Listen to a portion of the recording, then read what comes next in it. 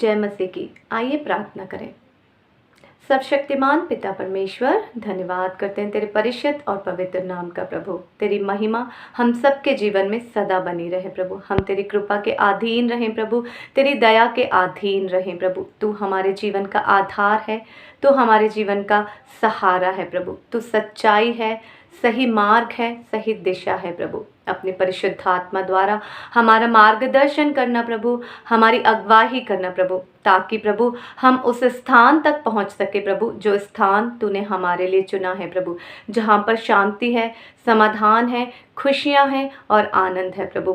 इस समय में प्रभु तू हमारे बीच में उपस्थित है प्रभु। हम सब जितने लोग भी प्रभु तुझसे जुड़े हुए हैं प्रभु, तेरे नाम से बंधे हुए हैं प्रभु, तेरे नाम में प्रभु आगे बढ़ते हैं प्रभु। हम सब के ऊपर प्रभु तू अपनी महिमा को बनाए रखना, सदा हमारे साथ जुड़े रहना प्रभु, और सदा हमारे अंदर वास करना प्रभु। विश्वास करते हैं कि आपने हमारे जीवन को ठीक किया है, साफ किया है और शुद्ध किया है, और एक नया जीवन और एक नई आत्मा तूने हम पर प्रकट करी है प्रभु। विश्वास करते हैं कि तूने हमारी इस छोटी सी प्रार्थना को सुना और स्वीकार किया होगा। प्रभु के मीठे और प्यारे नाम से मांगती हूँ, आमीन।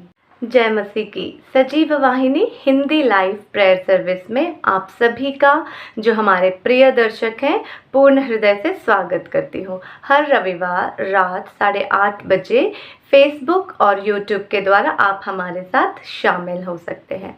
जब बात क्रूस की हो तो हम उसकी तारीफ़ करते हैं।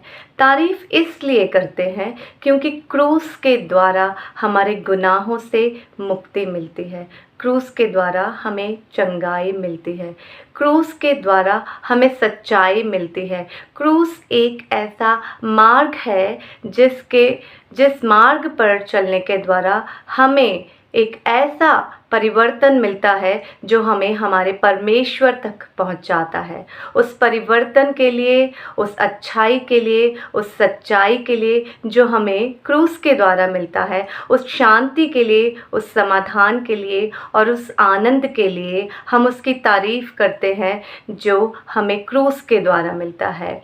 क्रूस की हम सदा महत्वता को बनाए रखेंगे। क्रूस हमारे जीवन का आधार है, सहारा है और मुक्ति का रास्ता है। आइए अपने परमेश्वर का धन्यवाद करते हैं और 2 वचन उनके क्रूस के लिए हम यहाँ पर गीत गाते हैं।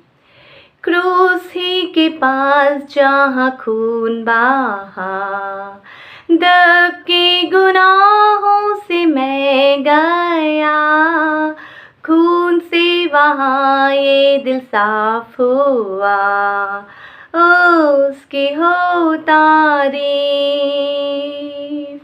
उसकी हो तारीफ, उसकी हो तारीफ। दूर है गुनाह मेरे बिल यकीन, दिल में अब यीशु है तकनीशीन, क्रूस ही का गीत मुझको है शीरीन, उसकी हो तारीफ, उसकी हो तारीफ, उसकी हो तारीफ। हालेलुया। जी हाँ, हम अपने सच्चे जीविता परिशुद्ध और पवित्र परमेश्वर की तारीफ करते हैं और आगे बढ़ते हैं। आमीन। हालेलुया। को जय मसीह की। जो भी लोग इस मीटिंग में शामिल हैं, जूम पे और यूट्यूब पे, फेसबुक पे, आप सब लोगों को प्रभु यीशु मसीह के नाम में जय मसीह की। मैं विश्वास करता हूं कि आप सब लोग काफी समय से इस चैनल को देख रहे हैं और प्रभु के अलग अलग दासों के द्वारा, दासियों के द्वारा आपने परमेश्वर के वचन को सुना है और आशीष को पाया है।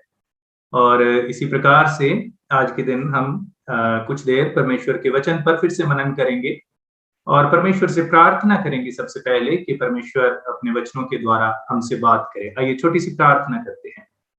प्रभु जी, आपको धन्यवाद देते हैं आज के इस दिन के लिए, सुंदर समय के लिए। पिता परमेश्वर, जो आपने हम सबको प्रभु देश भर से, और हमारा मानना है, विश्वास है कि दूसरे देशों से भी प्रभु, जहां जहां तक यह ब्रॉडकास्ट पहुंच रहा है प्रभु, जो लोग शामिल हैं प्रभु महान परमेश्वर, आप आज के वचन के द्वारा उनसे बात करें, उन्हें आशीष दें पिता परमेश्वर। हमारा ये समय संगति का जो हम मिलकर प्रभु साथ में बिता रहे हैं, महान परमेश्वर बहुत ही आशीषमय हो। एक नई रीति से अपने वचनों से हमसे बात करें प्रभु, हमें सिखाएं। और प्रभु महान परमेश्वर, हम आपके वचनों को सुनकर कह रहे प्रभु महान परमेश्वर, आप में विश्वास में प्रभु महान परमेश्वर, आपके प्रेम में और ज्यादा बढ़ते जाएं। मदद और सहायता करें। दास को भी प्रभु अपने आत्मा से भरकर इस्तेमाल करें प्रभु। मनुष्य के विचार नहीं प्रभु, हम आपकी बात सुनने के लिए बैठे हैं प्रभु, इसलिए मनुष्य के विचार दूर करके अपनी बात प्रभु, अपनी आवाज, अपनी बोली हम तक पहुंचाएं प्रभु। हम आपकी आवाज को सुने प्रभु, यीशु मसीह के नाम से प्रार्थना मांगते हैं, आमीन। सो आज के मनन के लिए हम देखेंगे परमेश्वर के वचन में से पहला थिस्सलुनीकियों और उसका 4 अध्याय और उसका 1 और 2 पद। पहला थिस्सलुनीकियों 4 अध्याय और उसका 1 और 2 पद। यहाँ पर इस प्रकार से लिखा है, इसलिए हे भाइयों, हम तुमसे विनती करते हैं और तुम्हें प्रभु यीशु में समझाते हैं कि जैसे तुमने हमसे योग्य चाल चलना और परमेश्वर को प्रसन्न करना सीखा है, और जैसा तुम चलते भी हो वैसे ही और भी बढ़ते जाओ, क्योंकि तुम जानते हो कि हमने प्रभु यीशु की ओर से तुम्हें कौन कौन सी आज्ञा पहुंचाई है। परमेश्वर अपने वचन के पढ़े जाने पर आशीष दे। यहाँ पर मुख्य रीति से जिस बात पर हम विचार करेंगे, जो हमारा आज का विषय है, वो 1 पद में है। यहाँ पर लिखा है परमेश्वर को प्रसन्न करने के विषय में। देखिए, दुनिया में, सारी दुनिया में अनगिनत धर्म है आज के समय, और सभी धर्मों के लोग अलग अलग तरह से किसी न किसी ईश्वर को प्रसन्न करने की कोशिश कर रहे हैं। अगर हम बहुत सारे उदाहरण अगर हम समाज में देखें, और जैसे सिख धर्म में देखें, तो बहुत ज्यादा धार्मिक कार्य और लोगों की भलाई के काम और ये सारी चीजें वो करते हैं, और उसके द्वारा उनका मानना है कि वो परमेश्वर को, वो ईश्वर को प्रसन्न कर रहे हैं। इसी प्रकार से तरह तरह के और भी काम हैं। लोग पैसा, आप देखते हैं मंदिरों में, धार्मिक स्थानों में, अलग अलग जगह पर बहुत ज्यादा पैसा चढ़ाया जाता है। हमारे गोल्डन टेम्पल जो अमृतसर में है, उसके बारे में आप जानते हैं, गोल्ड से बना है। लोग बहुत ज्यादा वहां पर सोना चढ़ाते हैं, और उसके साथ साथ बहुत सारे लोग हैं जो धार्मिक स्थानों के लिए जमीन देते हैं फ्री में कि यहाँ पर कोई धर्म स्थान बनाया जाए। उसके पीछे जो एक विश्वास और उनकी मान्यता है, जो वो सोचते हैं, वो यही है कि इसके द्वारा, ये भलाई के काम करने के द्वारा हम परमेश्वर को प्रसन्न कर सकते हैं। और इसी प्रकार से लोग यात्राएं करते हैं। अगर आप देखें, कहाँ दूर दूर तक लोग यात्रा करते हैं, कितने लोगों की मृत्यु हो जाती है। वो परमेश्वर को प्रसन्न करने की एक खोज है, परमेश्वर को जानने की खोज है, परमेश्वर की शांति को पाने की, सच्ची शांति को पाने की खोज है, किसी ना किसी तरह से परमेश्वर से संपर्क करने की खोज है ना। लोग कितने, हम देखते हैं, वीडियोस देखते हैं, कुछ लोग, बहुत जगह पर ऐसे पाया जाता है जो अपने आप को जमीन में दफन कर लेते हैं कितने कितने दिन। और इसी रीति से कहाँ कहाँ पर कई त्योहार हैं जहां पर अपने आप को काटा जाता है, और बहुत सारे तरीकों से परमेश्वर को प्रसन्न करने की बात की जाती है, परमेश्वर को प्रसन्न करने की कोशिश की जाती है। और अगर मसीहियों की बात करें, तो मसीहियों में भी ऐसा एक धर्म की तरह मसीहत को मानने का बहुत सारा चलन है। बहुत सारे लोग ऐसे हैं जो मसीहत को भी एक धर्म की तरह मानते हैं, और वो भी सोचते हैं कि हम सुबह उठकर हमने प्रार्थना की, शाम को सोते समय या रात को जब हम सोने के लिए जा रहे हैं, हमने उस वक्त में प्रार्थना की। बहुत सारा वचन पढ़ने के द्वारा, बहुत सारा वचन सीखने के द्वारा, कंठस्थ करने के द्वारा, है ना, आत्मिक चीजें जितनी ज्यादा हो सके उनको करने के द्वारा हम परमेश्वर को प्रसन्न कर सकते हैं। लेकिन अगर हम वास्तव में सोचें परमेश्वर कैसे प्रसन्न होता है, बाइबल में बहुत सारे उदाहरण हैं परमेश्वर को प्रसन्न करने के। और परमेश्वर का जो संबंध है हर इंसान के साथ व्यक्तिगत संबंध है, और हर इंसान जो है, जो विशेषकर मसीहियों की अगर बात करें, वो अलग अलग तरीके से, बहुत सारे लोगों का मानना है कि आत्मिकता में ज्यादा बढ़ेंगे, जितना ज्यादा प्रार्थना करेंगे, परमेश्वर के चरणों में समय बिताएंगे, उससे हम परमेश्वर को प्रसन्न कर सकते हैं। ऐसा हो सकता है, कर सकते हैं। लेकिन उसके साथ साथ बहुत सारी और भी चीजें इसके साथ जुड़ी हुई हैं। और अगर हम इस चीज को देखें, हमारी आत्मिकता और हमारा प्रैक्टिकल जीवन, व्यवहारिक जीवन, वो दोनों साथ साथ चलते हैं। परमेश्वर इस चीज से कभी भी प्रसन्न नहीं हो सकता कि हम धार्मिक कामों को करें, प्रार्थना करें और सिर्फ इन चीजों पर अपनी आत्मिकता के लिए हम कोशिश करते रहें और परमेश्वर उससे प्रसन्न हो जाए। हमारे सामने दो सवाल हैं। हम परमेश्वर को कैसे प्रसन्न कर सकते हैं? सबसे पहला सवाल, हम परमेश्वर को कैसे प्रसन्न कर सकते हैं? और दूसरा सवाल हमारे सामने है, क्या सचमुच परमेश्वर हमसे प्रसन्न है? अगर आप बहुत प्रार्थना करते हैं, बहुत वचन को पढ़ते हैं, सेवा में लगे हुए हैं और आत्मिक चीजों की ओर आपका ध्यान रखता है, हर समय आप आत्मिक बातों में लगे रहते हैं, आत्मिक चीजों की ओर ध्यान रखता है, तो क्या आप ये कह सकते हैं कि परमेश्वर मुझसे प्रसन्न है? क्या आप विश्वास के साथ इस चीज का उत्तर दे सकते हैं कि मेरे बहुत ज्यादा परमेश्वर के चरणों में समय बिताने से परमेश्वर प्रसन्न है? मैं बहुत ज्यादा परमेश्वर के चरणों में अपना दान दशमांश समय पर देता हूँ, परमेश्वर इससे प्रसन्न है। परमेश्वर के सामने व्रत भी रखता हूँ, दूसरों के लिए बहुत प्रार्थना करता हूँ, करती हूँ और परमेश्वर मुझसे बहुत प्रसन्न है। क्या हम इन बातों को विश्वास के साथ कह सकते हैं कि परमेश्वर आपसे प्रसन्न है? देखिए, बाइबल में बहुत सारे उदाहरण हैं और मेरा मानना यह है कि दो चीजें साथ साथ चलती हैं अगर हम परमेश्वर को प्रसन्न करना चाहते हैं। आपका आत्मिक जीवन और उसके साथ साथ आपका व्यवहारिक जीवन। बाइबल में कितने ही ऐसे उदाहरण हैं जहां अगर हम लूका रचित सुसमाचार 18 अध्याय में देखें तो वहां पर दो लोग प्रार्थना करने के लिए मंदिर में आए। एक महसूल लेने वाला व्यक्ति था और दूसरा एक पापी इंसान था। और जब उन दोनों ने प्रार्थना की वहां पर, जो फरीसी था एक और एक महसूल लेने वाला व्यक्ति था। तो फरीसी की क्या प्रार्थना थी कि मैं तो बहुत आत्मिक बातों को उसने उभारा और उसने बोला कि मैं तो ये नियम पूरे करता हूँ, मैं दान दशमांश भी देता हूँ और व्रत भी रखता हूँ, है ना, जो भी आत्मिक रीति से बातें होती हैं उसने बोले कि वो सारी मैं करता हूँ। लेकिन जो कर लेने वाला था, महसूल लेने वाला था, उसने प्रार्थना की कि परमेश्वर मुझ पापी पर दया कर। तो वहां पर क्या दिखाई देता है, एक एक व्यक्ति की जो अप्रोच है, जो वो परमेश्वर के सामने बात कर रहा है, वो व्यावहारिक जिंदगी की बात कर रहा है कि परमेश्वर मैं इस लायक नहीं हूं, मेरा व्यावहारिक जीवन इस तरह का है। और दूसरी तरफ एक आदमी अपनी आत्मिकता को परमेश्वर के सामने रख रहा है कि मैं आपकी बातों को मानता हूं, आपके आपके जो कानून हैं, जो नियम है, जो व्यवस्था है, उस पर चलता हूं और उसमें जो लिखा है उन सारी बातों को पूरा करता हूं। तो परमेश्वर वहां पर, प्रभु यीशु मसीह कहते हैं कि किसकी प्रार्थना सुनी गई, कौन उन दोनों में से परमेश्वर को ग्रहण योग्य ठहरा? तो हम पाते हैं कि परमेश्वर उस जो महसूल लेने वाला था, वो जो कर लेने वाला व्यक्ति था, परमेश्वर उससे प्रसन्न हुआ, उसकी प्रार्थना सुनी गई। और इसी रीति से अगर हम बाइबल में देखें, बहुत सारे उदाहरण हैं।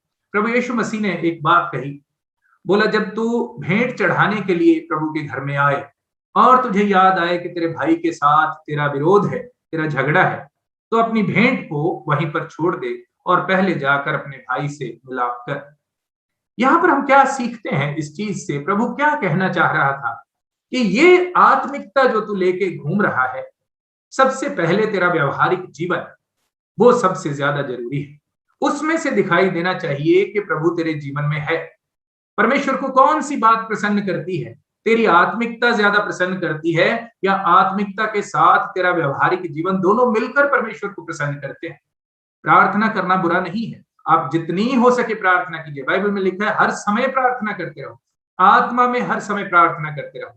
प्रार्थना करना बुरा नहीं है। परमेश्वर के घर में आप दान दशमांश देते हैं, वो कोई बात बुरी नहीं है, परमेश्वर प्रसन्न होता है। लेकिन अगर हम ये सोचते हैं कि हमारे व्यवहारिक जीवन की भरपाई हमारा आत्मिक जीवन कर सकता है, तो वो गलत है। और बाइबल में लिखा है कि अगर हम परमेश्वर की बातों को नहीं मानते और हम परमेश्वर के जो व्यवहारिक जीवन में जो परमेश्वर कहता है उसको करके नहीं दिखाते, तो हमारा विश्वास, बाइबल में लिखा है, मुर्दा है। हमारा आत्मिक जीवन किसी काम का नहीं है अगर हम सिर्फ परमेश्वर को सोचते हैं कि हम इन चीजों से प्रसन्न कर सकते हैं। परमेश्वर व्यवहारिक जीवन से सरोकार रखता है। बाइबल में कितने ही उदाहरण ऐसे हैं, अगर हम बाइबल में देखें, एक मैंने आपको जैसे बताया कि परमेश्वर ने, प्रभु यीशु मसीह ने कहा कि अपनी भेंट को वहीं पर छोड़ दे, परमेश्वर की वेदी के पास छोड़ दे और पहले जाकर अपने भाई से मेल मिलाप कर, पहले अपने व्यवहारिक जीवन में उस पर दृष्टि डाल कि वो कैसा है, दूसरों के साथ तेरा संबंध कैसा है। क्योंकि परमेश्वर ऐसी भेंट को ग्रहण नहीं कर सकता जिसमें हमारा जीवन तो कुछ और है और परमेश्वर के सामने हम कुछ और बनकर दिखाते हैं। और इसलिए इसी रीति से और भी बहुत सारे बाइबल में उदाहरण है। मैं बहुत बार इस बात पर विचार करता हूं, बाइबल में अगर सिर्फ आत्मिकता की बात होती, परमेश्वर सिर्फ यही चाहता कि हम आत्मिक रीति से उसके साथ जुड़े रहें, हम बहुत ज्यादा प्रार्थना में और इन चीजों में हर समय उठते बैठते परमेश्वर को याद करें, वो अच्छी बात है, बुरी बात नहीं। लेकिन अगर सिर्फ यही एक बात परमेश्वर की दृष्टि में मुख्य होती, तो जो परमेश्वर ने, हम देखते हैं निर्गमन की पुस्तक से लेकर लेवी व्यवस्था, व्यवस्था विवरण और गिनती की पुस्तक में कितने सारे नियम परमेश्वर ने दिए, और वो सारे नियम जब हम देखते हैं उनका सरोकार आप देखेंगे वचन में जब पढ़ेंगे, जो लोग वचन को जानते हैं, उनका सरोकार आत्मिकता के साथ नहीं था, उनका सरोकार व्यवहारिक जीवन के साथ था। वो नियम व्यवहारिक जीवन से संबंधित थे। और कितने, जब हम डिटेल में जाते हैं, मैं बहुत कई बार हैरान हो जाता हूं और परमेश्वर के बारे में सोचकर आश्चर्यचकित हो जाता हूं कि कैसे परमेश्वर ने, आप लेवी व्यवस्था में भी अगर पढ़ेंगे, व्यवस्था विवरण में आप पढ़ेंगे, तो कैसे परमेश्वर ने एक एक बात का वहां पर ध्यान रखा जो हमारे व्यवहारिक जीवन से संबंधित है, हमारे रोजाना के जीवन से संबंधित है। और इसीलिए परमेश्वर ने सारे रिश्तों के बारे में बात की, संबंधों के बारे में बात की, हमारे जो संबंध है, यहाँ तक कि हमारी जो मौसी है वहां तक, और जो दूर दूर के रिश्ते हैं वहां तक परमेश्वर ने बात की।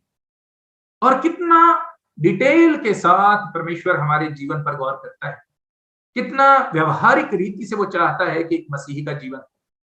और इसीलिए जब हम उन चीजों को देखते हैं और उन चीजों को करने की कोशिश करते हैं, हम प्रार्थना के साथ व्यवहारिक जीवन भी अच्छा रखते हैं। मैं कहना क्या चाह रहा हूं, मैं बहुत बार इस चीज का उदाहरण देता रहता हूं कि आप देखेंगे बहुत सारी दुकानों में आप जाएं, जब आप बाजार में जाते हैं, यहाँ पर भी हम बहुत सारा आम ये चीज देखने को मिलती है, किसी दुकान में जाएं तो दुकान में आप देखेंगे कि किसी अपने गुरु की, किसी देवता की या किसी की भी तस्वीर या मूर्ति आप देखेंगे, जहां पर दुकानदार जो वहां का मालिक होता है बैठता है, ऊपर वो रख के उनका छोटा सा मंदिर या कुछ भी जो भी है जिसकी धर्म को मानते हैं वहां रख के उन्होंने बनाया होता है।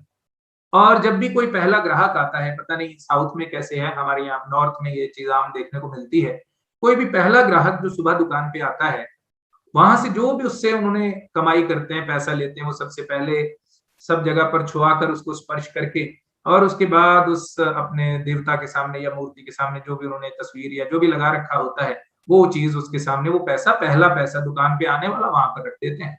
और उसके बाद क्या करते हैं, पूरा दिन उसी तस्वीर के नीचे बैठे हुए हैं, उसी कुर्सी पे बैठे हैं, सारा दिन दुकान पे लोगों को लूटेंगे, हेरा फेरी करेंगे, मिलावट का सामान बेचेंगे, और कोई ईश्वर का डर उनके मन में नहीं होता। और उनका मानना क्या है कि उन्होंने वो उतना करके, जो सुबह उन्होंने श्रद्धा दिखाई उसके द्वारा उन्होंने ईश्वर को प्रसन्न कर लिया, अब बाकी का जीवन, बाकी का दिन भर वो अपने हिसाब से चल सकते हैं। हो सकता है ऐसा हो, धर्मों में ऐसा हो सकता है, लेकिन परमेश्वर के साथ जो हम लोग हैं, जिनका जीवित परमेश्वर के साथ संबंध है, हम ऐसा नहीं कर सकते। परमेश्वर सिर्फ हमारी सुबह की प्रार्थना से खुश नहीं है, परमेश्वर प्रतिदिन पल पल हमारे जीवन पर दृष्टि रखता है। एक उदाहरण, बहुत अच्छा उदाहरण है हमारा और हमारे बच्चों का। हमारे बच्चे सुबह उठते हैं, हमसे प्यार करते हैं, हमारा मुंह चूमते हैं, हम उनसे प्यार करते हैं, बहुत स्नेह दिखाते हैं। लेकिन क्या दिन भर हम उन्हें छोड़ देते हैं वो अपने हिसाब से जिए? हम उन्हें जो चाहे कैसा करने देते हैं, जैसा चाहे वो उन्हें बोलने देते हैं, जो चाहे खाने देते हैं, जैसा चाहे जो चाहे उन्हें टीवी पर देखने देते हैं, इंटरनेट पर देखने देते हैं? नहीं देखने। क्यों नहीं देखने देते? क्योंकि हम उनका भला चाहते हैं। हमारा उनके साथ सिर्फ सुबह का सरोकार नहीं है, हमारा सरोकार उनके साथ दिन भर का है, पल पल का है। रात को सोते हुए भी हम ये देखते हैं कि वो सोएं, अच्छे से सोएं, दरवाजे खिड़कियां बंद हों, रात को आराम की नींद सोएं। क्यों ऐसा है? क्योंकि हम वहां पर किसी धर्म का पालन नहीं कर रहे, किसी नियम का पालन नहीं कर रहे। वो हमारा रिश्ता है, हमारा प्रेम है, हमारा खून का रिश्ता है उनके साथ। इसी तरह से परमेश्वर के साथ जो हमारा रिश्ता है, वो एक ईश्वर और भक्त का रिश्ता नहीं है, वो एक पिता और उसकी संतान का रिश्ता है। वो हमारे पल पल, हमारी हर पैर पैर पर वो हमारे ऊपर नजर रखता है। बाइबल में लिखा है परमेश्वर की दृष्टि पूरी सृष्टि पर लगी रहती है, हर समय वह हमें देखता है। बाइबल में लिखा है वह हमारे सर के बालों की गिनती तक जानता है, एक एक बाल जब गिरता है परमेश्वर जानता है बाकी कितने रह गए। सो कहने का मतलब ये है, कहने का तात्पर्य है कि परमेश्वर को हम सिर्फ आत्मिकता के द्वारा प्रसन्न नहीं कर सकते। विश्वास यदि आप रखते हैं और उसके साथ आप परमेश्वर के वचनों पर व्यवहारिक रीति से नहीं चलते, जो वह कहता है वह नहीं करते, तो आपका विश्वास, बाइबल कहती है, मुर्दा है। उस विश्वास में जान नहीं है। परमेश्वर को हम प्रसन्न कर सकते हैं जब हम अपनी आत्मिकता को, जो हम परमेश्वर के साथ निजी रीति से समय बिताते हैं, हम प्रार्थना करते हैं, वचन पढ़ते हैं, परमेश्वर के साथ चलने की कोशिश करते हैं, वो चीजें, और उसके साथ साथ जो परमेश्वर कहता है उसे करने की बात, उनको व्यवहारिक रीति से करते हैं, तब हम परमेश्वर को प्रसन्न कर सकते हैं। बाइबल में कितने ही ऐसे उदाहरण हैं जब हम देखते हैं। दाऊद के बारे में हम पढ़ते हैं, दाऊद के बारे में कितना हम पढ़ते हैं कि वह बहुत प्रार्थना का जन था, है ना, बहुत ज्यादा वचन पढ़ने वाला जन था, जो हम आज सोचते हैं, कितना व्रत रखने वाला जन था, जो हमने आज के समय में आत्मिकता का एक स्टैंडर्ड बना लिया, एक स्तर बना लिया कि ये आत्मिकता है। ऐसी चीजें हमें उन लोगों के जीवन में दिखाई नहीं देती। क्यों परमेश्वर फिर भी उनसे प्रसन्न था, है ना। दाऊद को परमेश्वर क्यों कहता है कि यह मेरे हृदय का व्यक्ति है, परमेश्वर के हृदय को सबसे ज्यादा भावने वाला व्यक्ति। मैं सोचता हूँ, बहुत बार विचार करता हूँ, दुनिया में अरबों लोग हैं, कितने लोगों के बारे में परमेश्वर ऐसा कह सकता है? क्या आपके बारे में परमेश्वर कह सकता है? मेरे बारे में परमेश्वर कह सकता है कि यह मेरे हृदय को सबसे ज्यादा, इस पूरी सृष्टि में, पूरे ब्रह्मांड में, जैसे उस समय था बहुत लोग थे, लेकिन दाऊद पूरी सृष्टि में एक व्यक्ति था जिसे परमेश्वर ने कहा कि मेरा हृदय इससे प्रसन्न है, यह मेरे हृदय का व्यक्ति है। क्या आपके बारे में, मेरे बारे में परमेश्वर ऐसा कह सकता है कि यह मेरे हृदय का व्यक्ति है? क्यों वह परमेश्वर के हृदय का व्यक्ति था? वह व्यवहारिक था, परमेश्वर के साथ आत्मिक रीति से भी जुड़ा हुआ था। परमेश्वर की आराधना के भजन हम उसके देखते हैं, कितने सारे उसने लिखे, गाए, परमेश्वर के बारे में, उसकी महिमा उसके द्वारा जो की गई, आज भी हम उनको गाकर परमेश्वर के द्वारा, परमेश्वर की महिमा उसके भजनों के द्वारा करते हैं। लेकिन उसके साथ साथ उसका जीवन व्यवहारिक था। और इसका एक उदाहरण, हम ज्यादा डिटेल में नहीं जाएंगे, एक उदाहरण जो मफीबोशेत के बारे में हम पढ़ते हैं, वो व्यवहारिक जीवन का एक स्पष्ट उदाहरण था। उसने अनुग्रह, उसने कृपा, उसने दया, तरस दिखाया। और तरस और प्रेम और ऐसी चीजें, ये व्यवहारिक रीति से हम दिखा सकते हैं, ये व्यवहारिक गुण है। और दाऊद ने मफीबोशेत पर दया करके, शाऊल ने जो उसके साथ किया वो सारा कुछ दाऊद भूल गया, और उसके पोते पर दाऊद ने व्यवहारिक जीवन में परमेश्वर का जो भय था, परमेश्वर को प्रसन्न करने की उसकी इच्छा थी, उसको दिखाते हुए उसने व्यवहारिक जीवन से मफीबोशेत के प्रति दया की। तो वो आत्मिक था, उसके साथ साथ व्यवहारिक व्यवहारिक भी था। इसीलिए परमेश्वर से कहता है कि वह मेरे हृदय का व्यक्ति है। आप प्रार्थना करें जितनी कर सकते हैं, है ना, जितना प्रभु में बढ़ सकते हैं आप बढ़ने की कोशिश करें। लेकिन व्यवहारिक रीति से अगर हम सोचते हैं कि व्यवहारिक रीति से हमें कुछ करने की जरूरत नहीं, कोई भाई हमारे पास आता है, कोई जरूरतमंद हमारे पास आता है, और हम ऐसी स्थिति में हैं कि हम उसकी सहायता कर सकें, लेकिन हम यह कहकर टाल देते हैं कि हम आपके लिए प्रार्थना करें। कोई बीमार है जिसकी सहायता हम कर सकते हैं, लेकिन हम ये कहकर टाल देते हैं कि हम प्रभु से आपके लिए प्रार्थना करें, आप चिंता ना करें, हम आपके लिए प्रार्थना करें। ये एक बिल्कुल बिल्कुल सीधा और स्पष्ट उदाहरण है जब हम आत्मिकता और व्यवहारिक जीवन में एक संतुलन बनाकर नहीं रखते। आप प्रार्थना करें, और बाइबल कहती है यदि तू भलाई करने में सक्षम है और नहीं करता तो ये तेरे लिए पाप है। तो व्यवहारिक जीवन में हमें वो काम भी करके दिखाना है। तो व्यवहारिक जीवन और आत्मिकता दोनों साथ साथ चलते हैं, तभी हम परमेश्वर को प्रसन्न कर सकते हैं। इसके अलावा और हम अब्राहम के बारे में पढ़ते हैं, जोसेफ के बारे में पढ़ते हैं, यूसुफ के बारे में, है ना। इन लोगों के जीवन में यदि हम देखें कैसे परमेश्वर इनसे इतना प्रसन्न था। अब्राहम का ही उदाहरण अगर हम लें, क्यों परमेश्वर उससे प्रसन्न था? अब्राहम को व्यवहारिक जीवन में जब उसे परखा गया, परमेश्वर ने सबसे पहले उससे कहा कि तू अपना घर, अपने पिता का घर छोड़कर और जहां मैं कहता हूं वहां चला जा। अब्राहम बिना कोई सवाल के, उसके अंदर विश्वास था, परमेश्वर के प्रति वह विश्वास योग्य था। लेकिन जब व्यवहारिक जीवन उसका परखा गया कि वो विश्वास उसके कामों से कितना दिखाई देता है, जब वो व्यवहारिक जीवन उसका परखा गया तो वो खरा उतरा उसका। परमेश्वर ने कहा अपना घर छोड़कर, अपने लोगों को छोड़कर निकल जाए, और अब्राहम उसी वक्त वहां से निकल पड़ा। उसके बाद परमेश्वर कितना समय परमेश्वर उसके साथ बीच में बात करता रहा, उसे बढ़ाया, उसे आशीष दी, और उसे 75 वर्ष की आयु में परमेश्वर ने कहा कि मैं तुझे एक बेटे की आशीष दूंगा। अब्राहम ने विश्वास किया, और बीच बीच में ऐसे समय भी आए जब उसका विश्वास भी डगमगाया। हम जानते हैं अब्राहम को विश्वासियों का पिता कहा जाता है, लेकिन अगर ध्यान से अगर आप उसकी कहानी को पढ़ें, कई जगह पर हम देखते हैं साफ स्पष्ट उस चीज को नहीं लिखा है, लेकिन उसकी बातों से, उन चीजों से जैसे हम पढ़ते हैं, उसके व्यवहार से एक इंसान के रूप में हम देखते हैं कई बार उसका विश्वास थोड़ा बहुत उसके मन में इस चीज के लिए आया, क्योंकि परमेश्वर ने 25 साल लगा दिए अपनी प्रतिज्ञा को पूरा करने में। सारा के बारे में हम जानते हैं, सारा को जब बोला गया ऐसा, परमेश्वर अब्राहम से बात कर रहा था तो सारा हंसी का मतलब ये था कि उसे विश्वास नहीं था कि ऐसा हो सकता है। और परमेश्वर भी लगातार निरंतर परमेश्वर समय को आगे बढ़ाता रहा, और 25 वर्ष बाद जब परमेश्वर ने प्रतिज्ञा की थी, उसके 25 वर्ष बाद परमेश्वर ने उसे वो संतान दी। उन 25 सालों में अब्राहम का व्यवहारिक जीवन परखा गया। अगर वो सिर्फ आत्मिक जीवन में परमेश्वर के साथ जुड़ा होता तो शायद इतना लंबा इंतजार ना कर पाता, लेकिन व्यवहारिक जीवन में दिल से उसका परमेश्वर पर विश्वास था, उसके कामों के द्वारा वो चीज दिखाई देती थी। और फिर जब परमेश्वर ने उसे संतान दी, परमेश्वर ने एक बार फिर उसके व्यवहारिक जीवन को परखा, उसके विश्वास को परखा कि इसका विश्वास केवल आत्मिकता में है, केवल उसकी जुबान पे है, या व्यवहारिक जीवन में भी उसमें विश्वास है। और जब हम देखते हैं अब्राहम का जब विश्वास परखा गया, उसके बेटे को बलिदान करने के लिए परमेश्वर ने बोला, व्यवहारिक जीवन का परिचय देते हुए अब्राहम तुरंत अपने बेटे को बलिदान करने के लिए निकल पड़ा। कैसे हम परमेश्वर को प्रसन्न करते हैं? क्या सिर्फ आत्मिकता में बढ़कर? क्या सिर्फ अपने मन की तसल्ली के लिए? आप बहुत ज्यादा परमेश्वर में चलते हैं, आपको लगता है मैं परमेश्वर के साथ बहुत खुश हूं, लेकिन व्यवहारिक जीवन में आपका आपका व्यवहार कैसा है? रोज के प्रतिदिन के जीवन में जो आप लोगों के साथ मिलते हैं, अपने परिवार में बैठते हैं, आपके बच्चों के साथ बातचीत करते हैं, अपने सास ससुर से बातचीत करते हैं, अपने पति के साथ बातचीत करते हैं, पत्नी के साथ बातचीत करते हैं, अपने पड़ोसियों से बातचीत करते हैं, वहां पर उस समय में आपकी बातचीत में कितनी ये चीज दिखाई देती है कि आप परमेश्वर के जन हैं? क्या हर पल आपको इस चीज का एहसास रहता है कि मेरे मुंह से जो शब्द निकल रहे हैं, क्या वे परमेश्वर के हृदय को प्रसन्न करने वाले हैं?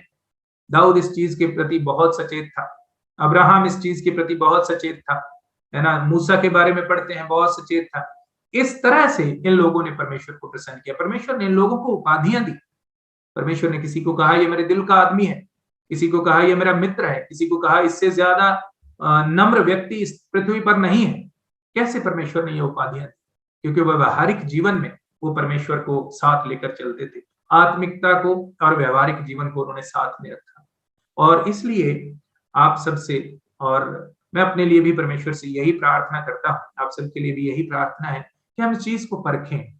नाम के मसीही जो अपनी संतुष्टि के लिए मसीही हैं, जैसे हमने उस फरीसी का और महसूल लेने वाले का, उस कर लेने वाले का उदाहरण देखा, अपने मन की संतुष्टि के लिए वह फरीसी बहुत अच्छा मसीही था, बहुत अच्छा उदाहरण है ऐसे व्यक्ति का। उसको संतुष्टि है उस चीज में कि वह तो बहुत अच्छा है, बहुत व्यवहारिक जीवन के उसके बारे में उसको सोचने की जरूरत नहीं, क्योंकि वो सोचता है कि वो दान दशमांश देकर, परमेश्वर की दृष्टि में अच्छे काम करके, व्रत रख के, ऐसी चीजों के द्वारा परमेश्वर को प्रसन्न कर रहा है। लेकिन परमेश्वर ने बोला कि ये जिसने सिर्फ अपने जीवन पर दृष्टि की और अपनी असली हालत को परमेश्वर के सामने रखा कि परमेश्वर मुझ पापी पर दया कर, वो व्यवहारिक जीवन उसने देखा। परमेश्वर ने उस चीज का आदर किया और परमेश्वर ने कहा यह धर्मी ठहर कर वहां से गया है।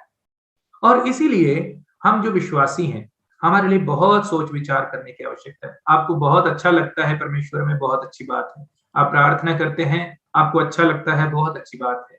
आपको बहुत सारा वचन कंठस्थ है, बहुत अच्छी बात है। आप सारा दिन भर परमेश्वर की बातों में लगे रहते हैं, प्रचार सुनते हैं, टीवी पर, यूट्यूब पर और सोशल मीडिया पर, जहां भी आपको मौका मिलता है आप सुनते हैं, वचन पढ़ते हैं, बहुत अच्छी बात है। लेकिन क्या व्यवहारिक जीवन आपका उस तरह का है जैसा परमेश्वर प्रसन्न करता है, जैसा परमेश्वर को प्रसन्न है?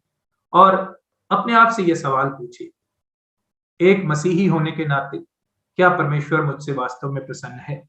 और यदि हम देखें रोमियो की पुस्तक, रोमियो की पत्री 8 अध्याय और उसके 8 पद में एक बात लिखी है। रोमियो की पत्री 8 अध्याय और उसका 8 पद, यहाँ पर लिखा है, और जो शारीरिक दशा में हैं वे परमेश्वर को प्रसन्न नहीं कर सकते। तो कहने का मतलब क्या है, अगर आप सोचते हैं या अगर हम सोचते हैं, जैसे संसार के बहुत सारे लोग सोचते हैं कि अच्छे कर्मों के द्वारा, शरीर में रहते हुए अच्छे कामों के द्वारा हम ईश्वर को प्रसन्न कर सकते हैं। जैसे मैंने आपको शुरू में भी उदाहरण दिया, बहुत सारे लोग हैं जो धर्म के कार्य और लोग भलाई के कार्य और जो सामाजिक कार्य, ऐसे कार्य करते हैं और उनके द्वारा उन्हें लगता है कि वह परमेश्वर को प्रसन्न करें, परमेश्वर बहुत खुश है, ईश्वर बहुत खुश है, जिस भी ईश्वर को वे मानते हैं। और यहाँ पर क्या लिखा है, जब हम मसीहियों की बात आती है तो परमेश्वर बोलता है, परमेश्वर का वचन कहता है, शारीरिक दशा में सिर्फ इन भले कामों को करने के द्वारा या शरीर के द्वारा जो हम काम करते हैं उन्हें करने के द्वारा केवल हम परमेश्वर को प्रसन्न नहीं कर सकते। और इसलिए मैं बार बार इस चीज को कहता हूं कि व्यवहारिक जीवन और आत्मिकता, आत्मा में जीना, ये दोनों चीजें साथ में चलकर परमेश्वर को प्रसन्न करती हैं। और अगर ऐसी बात ना होती, अगर व्यवहारिक जीवन परमेश्वर का उसके साथ कोई लेना देना ना होता, सिर्फ आत्मिकता की बात होती, तो परमेश्वर जो 10 आज्ञाएं परमेश्वर ने दी हैं उन पर बात छोड़ देता, उससे आगे उसको कुछ देने की, कोई आज्ञाएं देने की जरूरत नहीं। मैंने कहीं पर पढ़ा है, मुझे नहीं पता कितना कितना सच है, मैं नहीं जानता, लेकिन कहीं पर पढ़ा है कि 600 से अधिक अन्य आज्ञाएं वचन में हम पाते हैं। उन 10 आज्ञाओं के अलावा 600 से अधिक अन्य आज्ञाएं हैं बाइबल। और अगर सिर्फ आत्मिकता ही परमेश्वर चाहता है कि हम एक प्रार्थना करने वाले ही केवल मसीही बने, हम वचन सुनाने वाले और सुनने वाले मसीही ही बने, जिनसे हमारे अपने अंदर को, हमारे अपने विवेक को संतुष्टि हो, हमारे प्राण को संतुष्टि हो, तो परमेश्वर को उन 10 आज्ञाओं के अलावा और आज्ञाएं देने की आवश्यकता नहीं थी। लेकिन परमेश्वर ने वह आज्ञाएं दी, बहुत कुछ परमेश्वर ने लिखकर अपने वचन में दिया है। और उन सब बातों का यदि आप पढ़ें तो मैं बहुत इस चीज से परमेश्वर का धन्यवाद भी करता हूं कि परमेश्वर ने वो चीजें इसलिए दी हैं ताकि पृथ्वी पर रहते हुए हमारा जीवन उसे प्रसन्न करने वाला हो। एक बात कहकर हम बंद करेंगे। देखिए, प्रभु को ग्रहण किया हमने, पश्चाताप किया, परमेश्वर ने हमारे साथ स्वर्ग का वादा किया है। परमेश्वर ने प्रतिज्ञा की है कि यदि हम प्रभु यीशु मसीह पर विश्वास करते हैं तो हम नरक से बच जाएंगे और परमेश्वर के साथ स्वर्ग में रहेंगे। वो चीज जिस दिन हम पश्चाताप करते हैं वो पूरी हो जाती है। आपको एक टिकट परमेश्वर ने दे दिया क्योंकि आपने प्रभु यीशु मसीह पर विश्वास किया। आपको एक टिकट मिल गया है कि अब आप जब इस दुनिया से अपनी यात्रा को पूरा करके जाएंगे तो आप नरक नहीं जाएंगे, आप स्वर्ग जाएंगे। वो चीज आपके लिए एक परमेश्वर की ओर से प्रमाणित है, उसे कोई चीज उसे बदल नहीं सकती। एक टिकट आपको मिल गया है, उस टिकट को अब आप लेकर अपने क्लोजेट में रख दीजिए। वो पक्की हो गई है बात, वो कोई आपसे छीन नहीं सकता। लेकिन जो बाकी की जिंदगी, जब तक हम वहां पर नहीं पहुंचते, जो बाकी की यात्रा हमारी यहाँ पर बची हुई है, उसमें भी हमारी कुछ जिम्मेदारियां हैं। और वही है व्यवहारिक जीवन का समय, जो यात्रा हमारी यहाँ पर बची है। जितनी जिंदगी आपकी इस धरती पर परमेश्वर ने आपको दी है, जितना समय परमेश्वर ने आपको दिया है, उस जीवन में हमने कैसे जीना है, उसके लिए वो नियम परमेश्वर ने दिए हैं। बाइबल जो है मैनुअल है, इसको मैनुअल कहा जाता है। पृथ्वी पर हमारे जीने के लिए नियम है कि हमने कैसे जीना है। इसलिए वो व्यवहारिक रीति से, व्यवहारिक जीवन से इनका संबंध है। स्वर्ग परमेश्वर ने आपको दे दिया है, वो पक्का है, लेकिन उसके साथ साथ परमेश्वर का सरोकार हमारे व्यवहारिक जीवन से भी है। हम दिन प्रतिदिन के जीवन में सुबह जब प्रार्थना करते हैं, उसके बाद अपने कामों पर जाते हैं, तो सिर्फ परमेश्वर को सुबह प्रसन्न करने वाली बात नहीं है। परमेश्वर हमारे पल पल के साथ सरोकार रखता है। हमारे जीवन का एक एक पल उसके उसके खाते में है, तो उसको हर पल का ध्यान है। हम कहाँ उठे, कहाँ बैठे, क्या बोला, क्या किया, क्या खाया, क्या सुना, क्या देखा, हर चीज पर परमेश्वर की नजर है, क्योंकि वो हमारा पिता है। वो हमारे लिए परमेश्वर बाद में है, पहले वो हमारा पिता है। उसने हमें अपनी संतान बनाया है। और जब उसने संतान, यदि आप उसे सिर्फ परमेश्वर मानेंगे, जैसे बहुत लोग ईश्वर को ईश्वर मानते हैं, परमेश्वर मानते हैं, और इसी तरह से वो सुबह प्रसन्न करते हैं, शाम को प्रसन्न करते हैं, दिन भर अपने हिसाब से जीते हैं। लेकिन जब हम पिता मानते हैं, आप अपने पिता को देखते हैं, आपके पिता का सरोकार सिर्फ आपके साथ सुबह नहीं है, आपके पिता का सरोकार आपके साथ सिर्फ शाम के समय नहीं है, रात को सोते समय नहीं है कि आपको प्यार करे और चूम के आपको सुला दे। उसका सरोकार आपके पल पल के साथ है कि मेरे बच्चे का जीवन कैसा चल रहा है। हर बात में आपके माता पिता आपके लिए सोचते हैं और आपका ध्यान रखते हैं। हम चाहे बुजुर्ग भी हो जाएं, बूढ़े भी हो जाएं, यदि हमारे माँ बाप जीवित हों तो बुजुर्ग होने तक भी, जब तक वह इस दुनिया में है, चाहे हम कितने भी बड़े हो जाए, वो हमारे लिए हमेशा हमारे जीवन पर ध्यान देते हैं। हमारे जीवन में क्या चल रहा है, हमारा शादीशुदा जीवन कैसा चल रहा है, हमारे बच्चे कैसे चल रहे हैं, उनके नाती पोते कैसे हैं, उनका सरोकार हमेशा रहता है। परमेश्वर का सरोकार भी हमारे साथ हर पल है। इसलिए अपने जीवन को जांचें और अपने आप से ये सवाल पूछें, आप कौन से मसीही हैं? परमेश्वर के नियमों पर चलकर उसको प्रसन्न करने की सोचने वाले, या परमेश्वर की बातों को मानने वाले, व्यवहारिक जीवन जीने वाले और साथ में आत्मिकता के स्तर को भी बनाए रखने वाले मसीही। दोनों चीजें साथ में चलती हैं। आप आत्मिक भी बने और व्यवहारिक भी बने, तभी हम परमेश्वर को प्रसन्न कर सकते हैं। प्रभु आप सबको आशीष दे। वाह, क्या श्रेष्ठ वचन था। ऐसे वचन के लिए बहुत बहुत धन्यवाद भाई जसविंदर जी। प्रभु इस वचन से आप सभी को प्रेरित करे और दैनिक जीवन में मार्गदर्शक में आपको लेके जाए। आप सभी को इस कार्यक्रम को देखने के लिए शुक्रिया और धन्यवाद। इस कार्यक्रम हर रविवार 8:30 बजे जरूर देखिएगा हमारे YouTube चैनल पर। इस YouTube चैनल को सब्सक्राइब कीजिए और हर रविवार 8:30 बजे ये YouTube चैनल में आप देख सकते हैं। इस कार्यक्रम को हम खत्म करते हैं।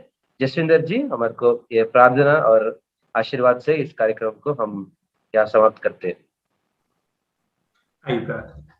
प्रभु जी, हम आपको धन्यवाद देते हैं इस सुंदर समय के लिए। आपने प्रभु अपने वचनों के द्वारा हमसे बात की। हम जानते हैं परमेश्वर पिता, प्रभु आप ऐसे परमेश्वर हैं जो हमारे पिता हैं। आपने हमें अपनी संतान बनाया है और प्रभु पल पल का ध्यान प्रभु आप रखते हैं, क्योंकि प्रभु आप हमारे लिए भला चाहते हैं। परमेश्वर, हम आपको धन्यवाद देते हैं। इन सुंदर वचनों के द्वारा आपने हमसे बात की प्रभु, और परमेश्वर पिता प्रार्थना है ये वचन हमारे हृदय में बने रहें। प्यारे परमेश्वर, प्रभु जैसे आपका दास दाऊद कहता है कि मैंने तेरे वचनों को अपने हृदय में रख लिया है ताकि तेरा पाप ना करूं। प्रभु मदद करें, ये वचन हमारे हृदयों में बने रहें, ताकि प्रभु हम कुछ भी ऐसा ना करें जो प्रभु आपको अप्रिय हो। तो वही करें जिनसे आपको प्रसन्नता मिले, आप प्रसन्न हो। और प्रभु दयालु पिता, हमारा जीवन आपको भाए, आपको प्रसन्न करे। पिता परमेश्वर, जितने लोगों ने इस वचन को सुना है प्रभु, उन सब पर आपकी आशीष हो। प्रभु एक एक जन को आप संभालें, उनके परिवारों पर आपकी आशीष हो, उनकी जिंदगियों में आपकी उपस्थिति का आनंद सदैव बना रहे। प्रभु आपकी दया, आपका अनुग्रह मांगते हैं, आपके पवित्र नाम को ऊंचा करते हैं। प्रार्थना विनती हमारे उद्धारकर्ता प्रभु यीशु मसीह के नाम से मांगते हैं, आमीन।